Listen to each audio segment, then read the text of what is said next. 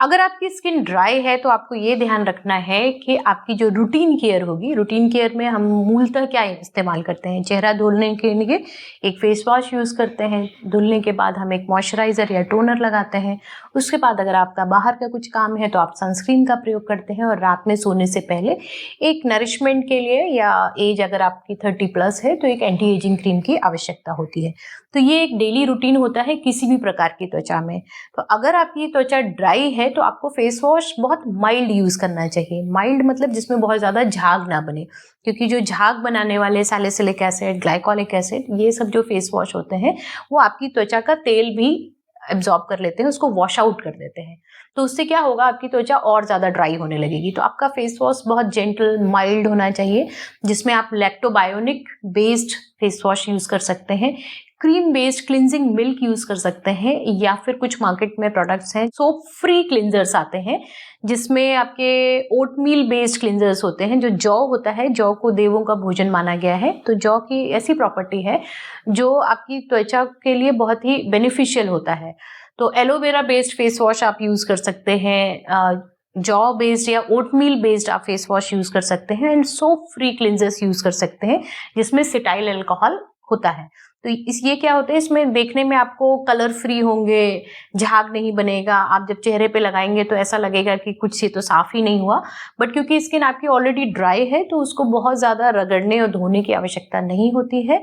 B gentle, be mild when it comes to cleaning your skin. After cleaning, now coming to the part of moisturizer. तो कभी भी चेहरे को, face को wash करते हैं हम, तो उसमें जो भी त्वचा में नॉर्मल फ्लोरा होते हैं, एक हल्का सा अपना जो लिपिड्स होते हैं वो वॉश आउट हो जाता है साथ में। तो उसको रिप्लेनिश करने के लिए हमें मॉइस्चराइज करना बहुत महत्वपूर्ण होता है। टोनर आप अवॉइड करिए। Toner basically normal to dry skin के लिए अच्छे जाते हैं। तो टोनर ज़्यादातर जो मार्केट में है वो अल्कोहल बेस्ड होते हैं या कुछ फ्रूट्स के पल्प बेस्ड होते हैं। तो टोनर भी आपकी स्किन को थोड़ा ड्रायर साइड में ही ले जाते हैं, तो टोनर का प्रयोग आपको नहीं करना चाहिए। अगर आपकी त्वचा ड्राई है तो आपको मॉइस्चराइजर ऐसा लेना चाहिए जिसमें विटामिन सी हो, लैक्टिक एसिड हो, और ये क्या करते हैं, त्वचा की नमी को होल्ड करके रखते हैं।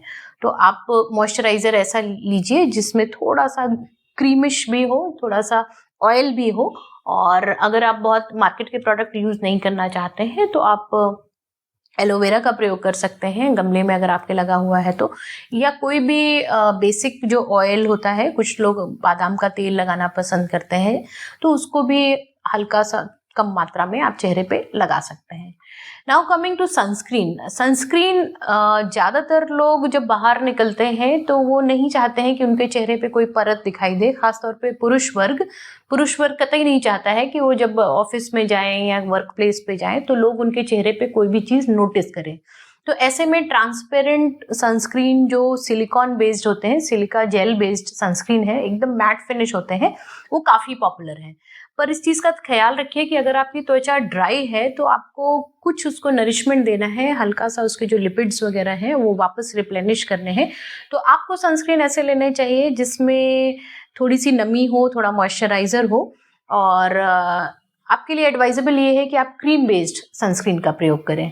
तो अगर आपकी स्किन ड्राई है और आप रात के लिए कोई एंटी एजिंग क्रीम या नाइट क्रीम ढूंढने जा रहे हैं तो वहाँ पे भी यही फार्मूला अप्लाई होता है कि आपको vitamin C based night cream लेनी चाहिए, और बहुत ज़्यादा थिनिंग वाले प्रोडक्ट्स मत यूज़ करिए, जैसे रेटिनॉल वगैरह आपकी स्किन को और पतला और ड्राई कर देते हैं, तो रेटिनॉल अवॉइड करना आपके लिए अच्छा है। उसके बदले में आप hyaluronic acid based creams use करिए।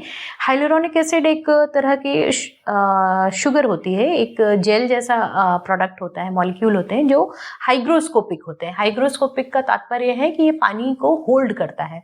तो आपकी त्वचा क्योंकि ड्राई हो रही है, और जब आप इसको विटामिन सी, हाइलुरोनिक एसिड और विटामिन ई जैसे प्रोडक्ट को यूज़ करेंगे अपनी त्वचा पे, तो ये पानी की नमी को होल्ड करके रखेगा।